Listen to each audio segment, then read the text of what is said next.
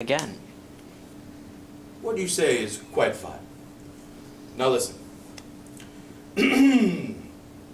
Justice is a mean between what's best, doing injustice without paying the penalty, and what is worst, suffering injustice without being able to avenge oneself. The man who's able to do justice and is truly a man would never set down a compact with anyone not to do injustice and not to suffer it. He'd be mad. Give each, the just man and the unjust, license to do whatever he wants while we follow and watch where his desire will lead. We would catch the just man red-handed, going the same way as the unjust man, out of a desire to get the better. This is what any nature naturally pursues as good, while it is law which by force perverts it to honor equality. The license of which I speak would best be realized if they should come into possession of the sort of power that it is said that the ancestor of Gyges the Lydian once got. He saw a man once, and wondering at him, went down toward him. There he saw a corpse that had nothing on except a gold ring on his hand. So he slipped it off and went out. Now while Gyges was sitting with the others, he chanced to turn the collet of the ring toward himself, toward the inside of his hand. And when he did this, he became invisible to those sitting by him, and they discussed him as though he were away. He wondered at this.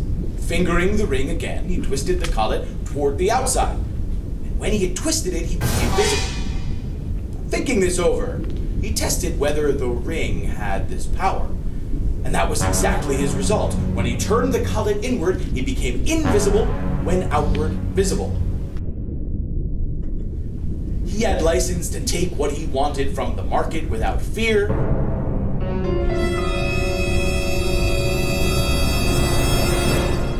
And to go into houses and have intercourse with whomever he wanted. And to slay or release from bonds whomever he wanted. And to do other things as an equal to a god among humans. If a man were to get hold of such license, and were never willing to do any injustice, and didn't lay his hands on what belongs to others, he would seem most wretched to those who were aware of it, and most foolish too, although they would praise him to each other's faces, deceiving each other for fear of suffering injustice. Thus they say, Socrates, with gods and with humans, a better life is provided for the unjust man than for the just man. So much for that.